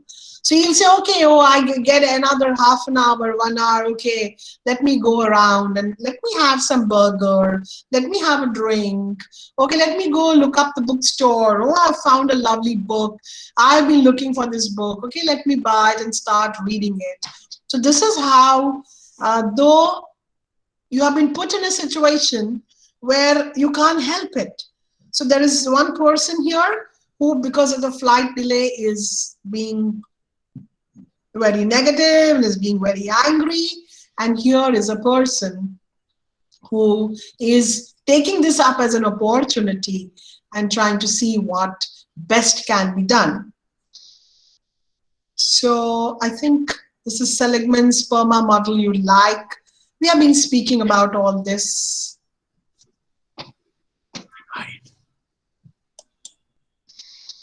Positive emotion, accomplishments, engagement, meaning, relationships, all these make up the Seligman's PERMA model. Let's go a little deeper and find out a little more. So PERMA is an acronym for a model of being well-being, which is put forward by the pioneer in the field of positive psychology, Martin Seligman. I personally adore him. Just sharing a little personally, I personally adore him because he's brought in such beautiful concepts. He's talking about so beautiful. He's talking about something so difficult, talking about it very easily. And that's why I personally like Seligman a lot. And he's talking about the 5 important building blocks of well-being and happiness. So one is the positive emotions, feeling good. Feeling good about a situation, feeling good about yourself, feeling good about what you have, feeling good about the positive aspects in you, about your strengths. That will instill positive emotions. Engagement, being completely absorbed in activities that one likes to do. So you should be engaged. A lot of people feel, oh, cooking is such a meaningless activity. No, you can be creative in your cooking, you can be cleaning the house, you could be reading a book, but you need to be engaged. Going for a walk, going for exercise, cleaning up your wardrobe, but being engaged. You should be engaged in different kinds of activities. Sometimes we don't like to do lots of things in our daily routine, but we have to do them. And you should be engaged. Engaged will give rise to a lot of positive emotions in your life. This I speak from experience. Then our relationships, we have to be connected with people. Here I would definitely like to tell you, this is what I have learned from life, that whether you're physically apart, your child could be in Canada, in the US, but if you are connected with your child, mentally connected, then your child could be anywhere and you will relate to each other. But sometimes people living physically in the same house are not connected to each other. Meaning, your existence as of now should be purposeful. Achievement, a sense of accomplishment and success. Whatever little you have done, like you cooked a lovely dish today, like it's your husband's birthday and you made a cake for him. It may not have turned out to be the best cake that you could buy from the market, but what is important? That sense of accomplishment, achievement, success, that I have made a good cake and I have made it for my husband. It's his birthday today and we cut it together. Look at this. I like this, very colorful. The meaning of compassion is to recognize the suffering of others, then take action to help, realize the joy that comes with achieving something, surround yourself with happy people, recall positive memories, value yourself and your relationships. Look at this last image, picture. As Indians, we are not very happy hugging each other because we are very embarrassed. Whether it's hugging your husband, your wife, your child, your mother in public, it's absolutely fine. Because when you hug, there's a warmth, that there's a compassion, there's a warmth that you are transferring. You tell the person, I love you. You tell the person that you are being loved and you are a very important person. So this is how I look at it, and this is how relationships should be valued. Happiness quotient, I could not resist this slide. Emotional, physical, spiritual, environmental, social, occupational, intellectual, all these are connected to each other and they make the happiness quotient. I would definitely like to say here that sometimes we are up on one and down on the other. So you're not going to be up on all of them all the time. That is not possible. It's not being human. Traits of happy people. So your self-esteem, your personal control, your optimistic attitude, your being extrovert, these are some of the traits that make you a happy person. Now, my second main theme of mindfulness, how to be mindful. There are lots of Indian psychologists who are working in this area. So first, let's understand what mindfulness is. Maintaining a moment-by-moment awareness of your thoughts, feelings, bodily sensations, and surrounding environment through a gentle nurturing lens. So to be aware of your thoughts, to be aware of your feelings. There is some vibration going on in your body when you are trying to, fight something from inside, because you have to be mindful and your surrounding environment. But you are being mindful in a very gentle way. You are being mindful through nurturance. Remember when your mother wanted to teach you a lesson? You were being naughty and she wanted to teach you a lesson. She was very gentle. She didn't shout at you. She was very gentle. Because she is the one who nurtures you. She very quietly, very softly, very gently, but very firmly told you that what you are doing is incorrect. She's making you mindful. Mindfulness requires a non-judgmental acknowledgement and acceptance of our thoughts and feelings. Acknowledging our feelings but judging them. Providing a value judgment like, I shouldn't be thinking like this. Oh my God, this is a bad thought to have.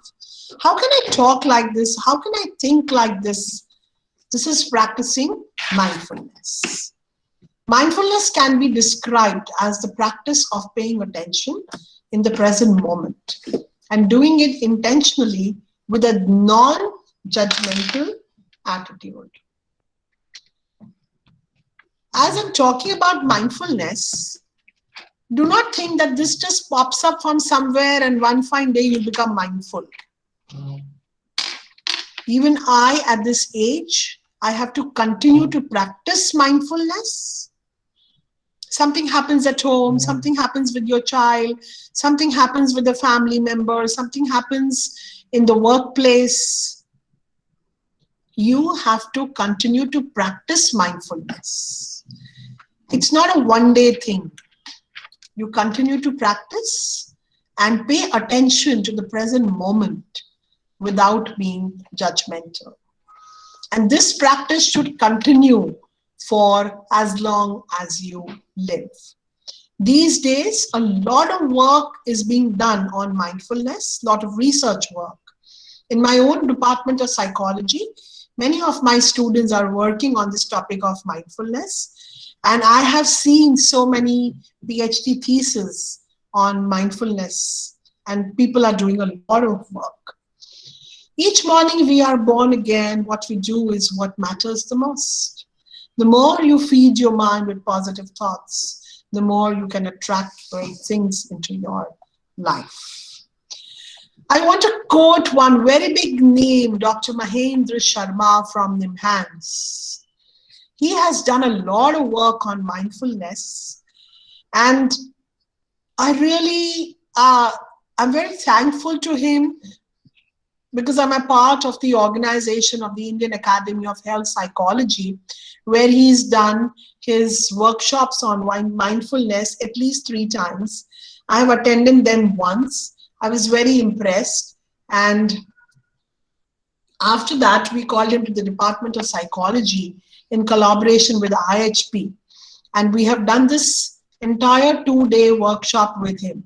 And wow, it was beautiful. The way in which he took us to this journey of mindfulness. So what it was, let me talk about that. In the recent years, there has been an increasing interest in the application of meditation approaches in the management of mental health concerns. I'm very much aware because we are in the field of psychology, and I'm sure even you are too. So we are not talking about mental health concerns, about people who are in the mental hospitals or people who are admitted in the psychiatric wards. But generally, the mental health concerns in and around us, maybe yourself, maybe in and around us, is also very important. So mindfulness will help us, as an Indian tradition, will help us to be more mentally healthy. I'm talking of the preventive aspect. Meditation is considered to be one of the 3 self-regulatory strategies for effective management in anxiety. Anxiety and stress can be, as I have understood psychology, as one of the main sources of many mental health problems. Mindfulness-based interventions can be tracked back to one of the India's most ancient meditative techniques, Vipassana meditation. Mindfulness is also specifically associated with relaxation techniques. So, to be relaxed, to be able to use relaxation techniques is very, very helpful, and this has to be learned. You just can't say, okay, relax, relax, relax. You have to learn to be relaxed. So in one of my previous slides, I told you that we have to learn to take care of ourselves. We have to learn to relax. We have to be as little stressed and as little anxious about a situation, maybe an exam, about a problem, maybe marriage, etc. I'll get corona. You have to be relaxed. So this will help you to come out of the anxiety disorders, panic disorders, general anxiety disorders, and so many more. So what can you do? Because that would be the most obvious and the very next question. That, okay, you're talking about the concept of mindfulness, but what can you do to be mindful? So mindfulness can help us to reduce stress. Stress is a part of our daily life. The moment you get up, your eyes open till the time you sleep. But if you are mindful, if you train yourself to be mindful, the stress levels can be more manageable than they are for the other people. Increased focus.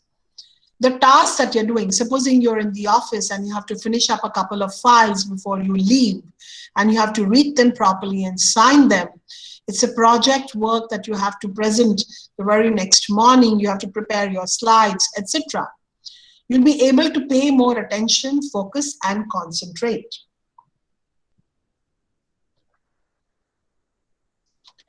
Being mindful also helps you to regulate your emotions. You are less impulsive. You're screaming, shouting, just saying the very first word that comes to you. It helps to regulate your emotions. It increases your emotional intelligence. So any kind of problems that you are likely to develop through your increased emotional intelligence, you will be able to resolve these conflicts. Increase empathy and respect. I have this policy, and I have learned in life that you must respect and regard and have empathy for everyone around you, right from the bottom to the top. If you respect your peon, if you respect your clerks, if you respect each other, you have empathy for them, like to help your neighbors, to respect them if they have a problem, understand their problems. That's what empathy is all about. Then you are being mindful. Mindfulness also increases resilience, about which we have been talking about, and life is pretty challenging these days. You have better physical well-being. When you're physically active, you're engaged in so many activities, and you're physically healthy, then mindfulness can help you to be that. It makes you very creative also, and if you are mindful, a lot of collaborative activities can be done. Good team building can be done, good team work can be done, etc. What can mindfulness do to you? Let's go further, a little deeper. Mindfulness can improve your well-being. Increasing your capacity for mindfulness will support many attitudes that contributes to a satisfied life. Being mindful makes it easier to savor the pleasures in life. So when you're mindful, the pleasures of life can be enjoyed more. You're engaged in so many activities, and you build a bigger and greater capacity for the bigger events which will be coming in your life. By focusing on here and now, many people who practice mindfulness, they are less likely to get caught up in worries. You must be finding some people around you, who are constantly worried, they're constantly tense. They need to learn to be mindful. You also must be noticing there are some people that the biggest of problems will come, but they don't look worried or tense because they are resilient, they are mindful, and they know that how I can manage my problem. This is something even which I have learned. Don't have regrets over your past. I wish I had done that. I wish I had married so-and-so. I wish I had studied this particular subject. I wish I was a doctor. Never have regrets over the past. Always look into the future. Do not be preoccupied with what you could have done and what is possible for you. So see what you can do better. Make your today better and try to make your tomorrow even better.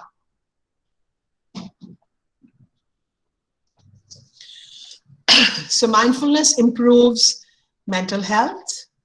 Mindfulness improves your physical health. I have this case study for you by which I want to explain that how mindfulness can be dealt with in the actual practical situation. A husband and a wife, both in their 60s, newly retired, they wanted to incorporate a mindful practice into their daily lives. They wanted to manage their stress more effectively. They wanted to work on their personal roadblocks. To protect the privacy of the couple, obviously, we'll call them Mr. and Mrs. X.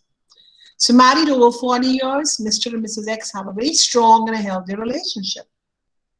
Yet each recognize the opportunity for improvement, particularly in the areas of nutrition, symptomatic behaviors. Of paramount importance was not only the self-improvement, but the ability to listen deeply, offering the possibility of being more empathetic, nurturing each other. Recognizing that they needed help to achieve these goals, the couple went to a therapist. After an introductory meeting to discuss the preferred course of action with the couple, it was proposed a personalized 8-week mindfulness-based stress reduction program. This was eagerly accepted, and they all started working together.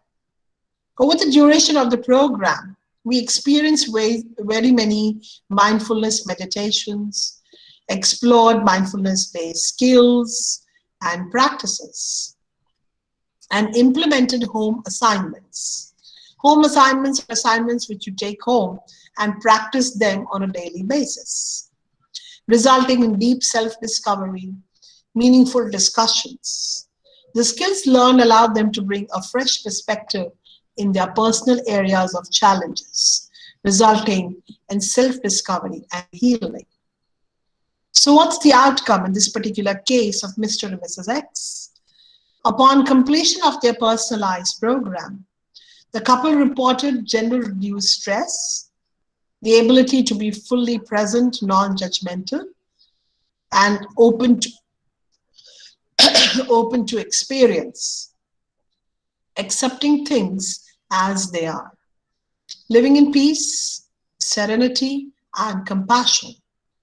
They no longer allow themselves to be swept up in the life's highs and lows as best as they can, moment to moment. So our 8-week program has ended. Mr. and Mrs. X have decided to continue working with the psychotherapist, and they are having a very mindful living. Isn't this beautiful? See what effects of mindfulness on the body calls for. We have talked about all this. So maybe you can just have a look at the slide.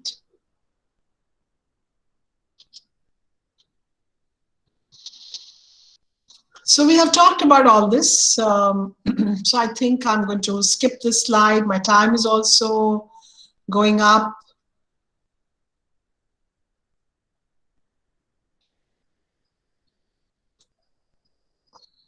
So being mindful, you get better thoughts, better emotions, promoting better well-being. Your working memory is better. You can improve it if you're mindful. You can work on your strengths and not your weaknesses. If you are not careful, people are constantly talking about your weaknesses. People are not talking about your strengths. So you should be mindful and use that for your strengths. Then a lot of happiness can come. You can be more resilient, and stresses can be so much lesser.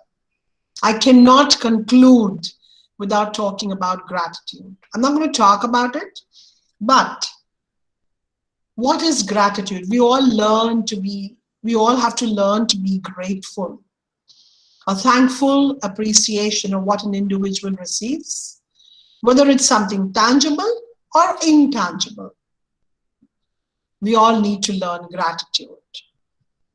So gratitude helps us people to connect to something larger than themselves as individuals, with other people, with nature, or a higher power. Thank you. Thank you so much.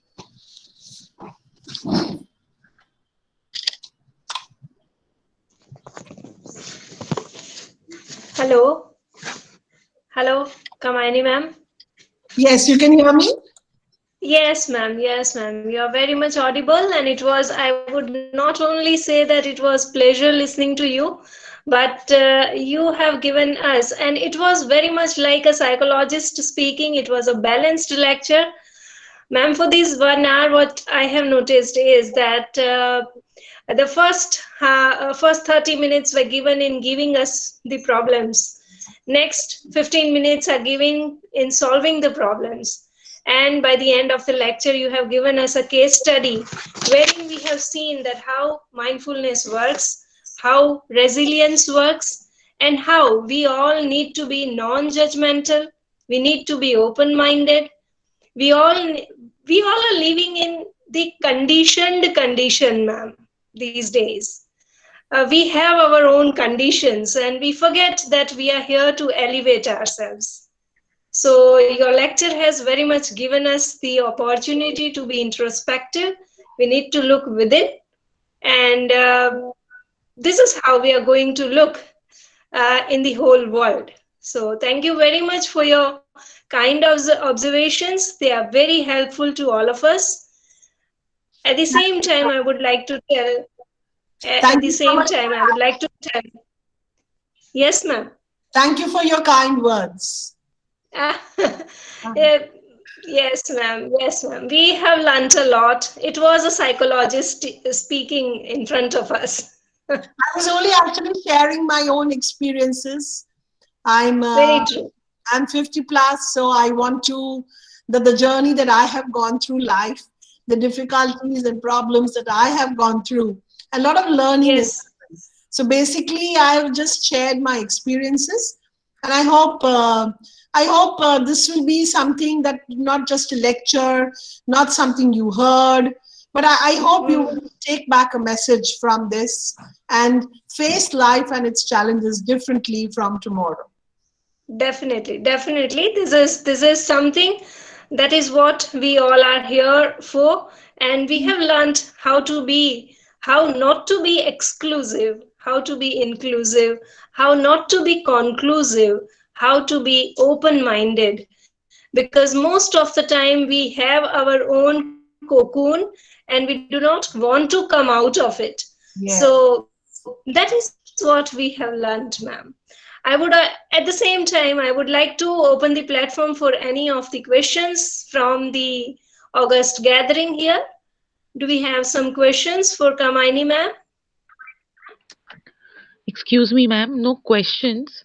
but a little bit Yes, of the yes, Dr. sharing. Nehal, yes.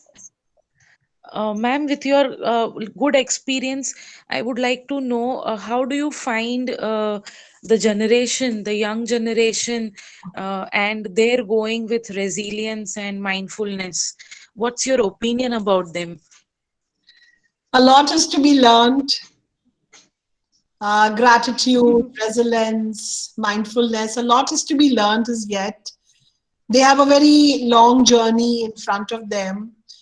And as you mature, actually, their age is not really responsible. They, as individuals, are not really responsible. But as you will mature, you can even mature when you are young. So, as they will mature, as they will learn experiences in life, they will become more resilient, they will become more mindful. Mindfulness and resilience has got nothing to do with age. You could be 10 years, 8 years, you could be a very young but still be resilient and mindful. So how you take life, what is the learning that you take in life? There are so many people I have seen who are 60, 65 and yet not mindful and resilient at all.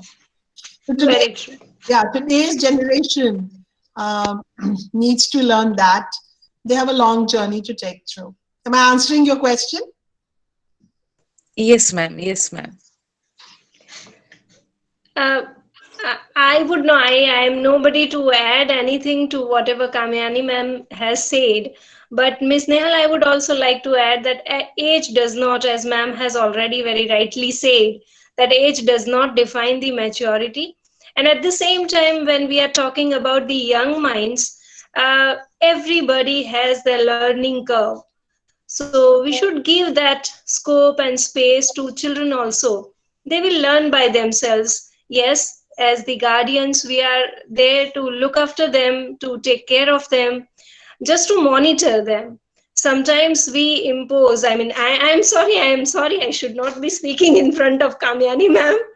But It's this is what I have felt.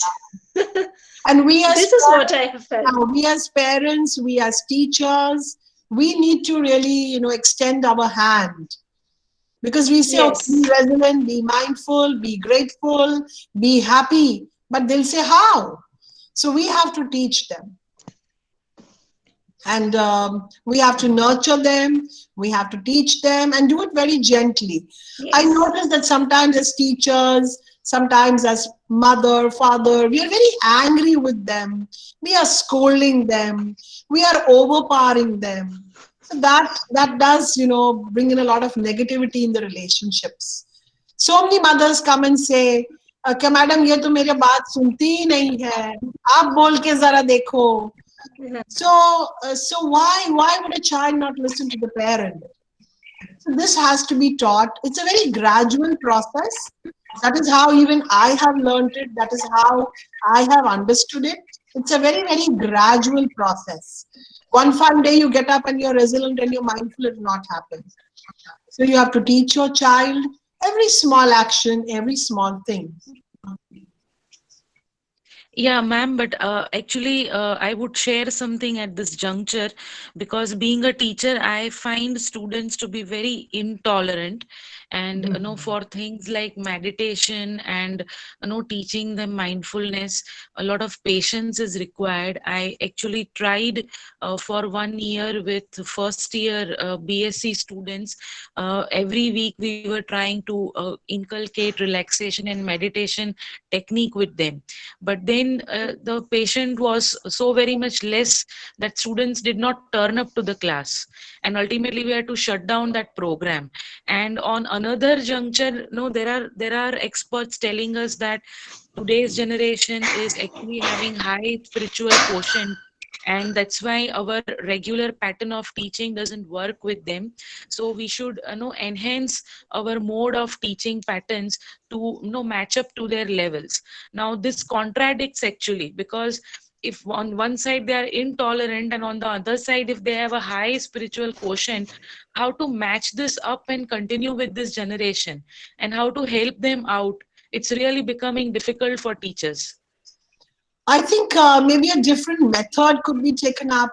Sometimes we use the same method, maybe a very old method. So maybe you could be more a little creative, maybe you could be a little more different from the usual methods. And maybe you could try it like this. So maybe that would help the child to understand. Sometimes I think children are not able to understand the importance of what we are saying. So cognitively, you know, how to touch upon the child, maybe a different method, maybe a creative method. Like I have known lots of children who hate mathematics.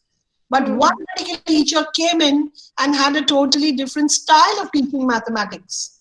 And I know of an example of a child in Bangalore. He used to hate mathematics. The teacher really made him love mathematics. And there was a time when he would say, I'll do maths, and I'll do only maths. So I'm not sure with what kind of students you are dealing with, but maybe you could try to be more creative, maybe a different style, maybe a different place. Maybe you're doing it in a room, so maybe you could do it in a garden. Maybe you could do it on a terrace, or maybe take them in a different spot. Something like that you could try and see. And what is important for the children to come there is that you have to touch them cognitively. The understanding and importance of what I'm doing is something which they should connect. If there's a connect between you and them, then I think things could be different. This is how I have understood. Thank you. Thank you so much, ma'am. Welcome.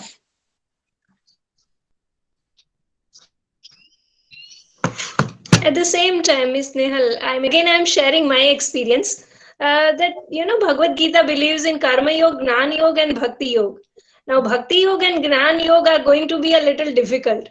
These children are so very demanding. Give them Karma Yoga, give them activity, engage them. And you will feel that, yes, creative engagement would definitely bridge over the gap between you as a teacher, trainer, and your students. So definitely you will feel something that is creatively happening in your class. Thank you. That was a good question. That was a good question. Yeah. Any other question? Do we have any other question? So okay. So with that, ma'am, you have left us speechless, I can say. I have not said anything different. I've just said what I have experienced. I'm thankful to the audience for listening so carefully. There's a lot of the people commenting, so I'm very happy that you liked it. It's something very simple. I've not said anything new which you didn't know, but I've just shared my experiences.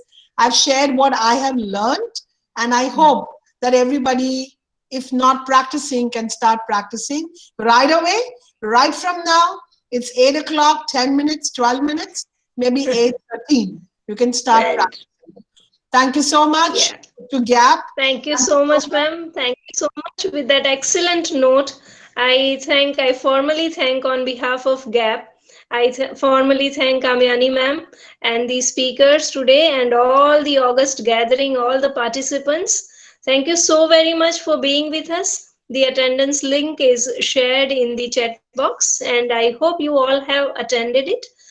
Please fill in the form because accordingly your certificates will be prepared from the institute. So bye for now. Thank you so much. Okay, and bye. Good night. Bye, everyone. Thank you so much. Take care of yourself. Bye bye.